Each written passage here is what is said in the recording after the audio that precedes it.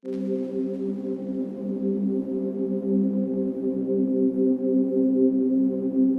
to get unstuck.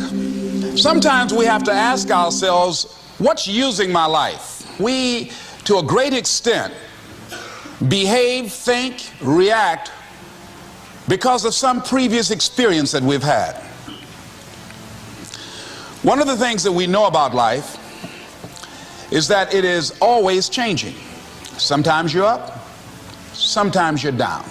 Sometimes things go real well, and sometimes they don't.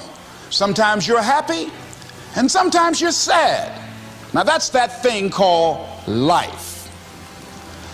And when we begin to understand and know that, accepting that reality that we will never ever have things just on an even keel all the time, that you're going to have some ups and you're going to have some downs, but during those down moments, that's where the growth takes place. See, but the real challenge of growth, mentally, emotionally, and spiritually, comes when you get knocked down. Somebody said that adversity introduces a man to himself or a woman. When you're facing a challenge, you want to get unstuck. Evaluate where you are. Look at it, assess yourself. Assess yourself and assess the situation. What brought you there? What role did you play? Earl Nightingale had a saying I like. He said, all of us are self-made, but only the successful will admit it. What has brought you to this point? What did you learn from it? Are you learning anything, or are you doing it over and over and over again? Somebody said that insanity is doing the same thing in the same way, expecting a different outcome. Life isn't fair. Life just is. It's not fair that birds eat worms, and they do. If you want to begin to move, you've got to clear your mind of all the unnecessary luggage and baggage that's weighing us down. I say to you, you're going to have people to do things to you. Things are going to happen to you, and the most important thing to do is to harness your will and let it go and move so you can grow, so you can get on with your life.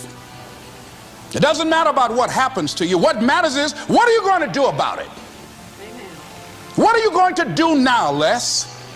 Huh? How long are you going to tell everybody at the bus stop and anybody who would stand and listen to you? How long are you going to repeat the same thing over and over and over and over and over again? How many times do we have to hear that? Don't go around telling people what your story is. Everybody has a story. 80% don't care and 20% glad it's you. All of us have experienced some tragedy, and if we haven't, we will. And you can either let it destroy your life, or you can build upon it. You can permit it to let it hold you down, or you can decide, I'm not going to let that happen to me. I'm bigger than this. Make a declaration to yourself. Declare all out war that you're going to get out of this rut.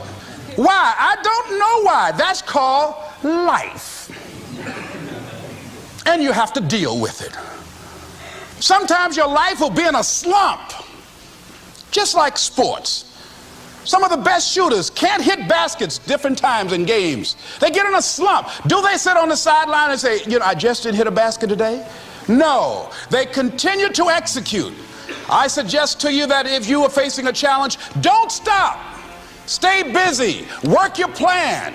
Continue to do those things that you know that work for you after you have evaluated yourself in the situation. Continue to move. Stay busy, stay busy, stay busy. Repeat out to me. Help somebody. And help yourself. Because what you give is what you get. Find somebody that you can help so you can forget about you for a moment. See, sometimes the best thing to do is to be. Sometimes you have to just back up and go within yourself. A bow and arrow, you can't take a bow and just push it out an arrow. You just can't push the arrow out. You have to pull it back and then release it. Sometimes you have to back up and go within and pray and meditate and recharge your batteries. Go away, clear your head, and then come back and look at it from a different vantage point. Don't operate while you're under the spell or the effect of what's going on. Next thing is that you've got to activate the thinker in you. Don't allow your emotions to control you. We are emotional, but you want to begin to discipline your emotion. If you don't discipline and contain your emotions, they will use you. Your mind goes on automatic, just like a guard. You know, I loved reading the book called As a Man Thinketh by James Allen. He uses the analogy of the mind being like a garden. You know, weeds don't have to have any encouragement to grow. You don't have to water them. They don't have to get sunshine. They don't have to have fertile ground. They will grow through the cracks of a sidewalk. Am I right? But if you want to grow orchids or roses or any kind of exotic flowers, there are special processes and procedures you must go through. Well, by the same token, you don't have to force yourself or motivate yourself to think negatively, to be depressed, to hate somebody, to want revenge, to want to get back at somebody, to beat yourself up over the head, to feel loaded with guilt. You don't have to make any effort to do that. Your mind is on automatic. It will do that by itself. But if you want to begin to move into your own personal greatness, if you want to begin to really enjoy a happy, successful, healthy life, you've got to be willing to go against the tide. You've got to be willing to harness your will and say, in spite of this, I'm in control here. I'm not going to let this get me down. I'm not going to let this destroy me. I'm coming back, and I'll be stronger and better because of it. You have got to make a declaration that this is what you stand for. You're standing up for your dreams. You're standing up for peace of mind. You're standing up for health.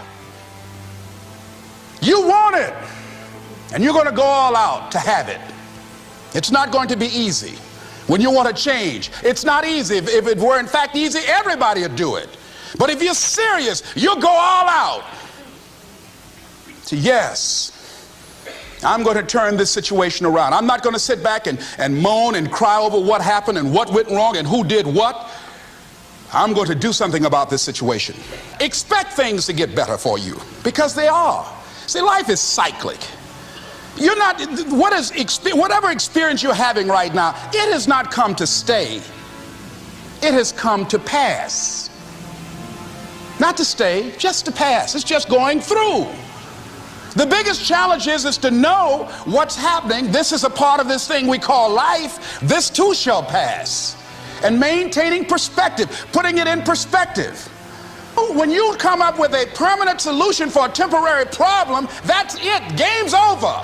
See, a lot of us, because of our limited vision of ourselves, a lot of us who begin to focus on problems and enable them to overwhelm us, we begin to think that we have no options. We begin to believe that there's no way out. Repeat after me, there's always a way. Where there's a will, there's a way. Shake somebody's hand on your right and left and say, I'm unstoppable.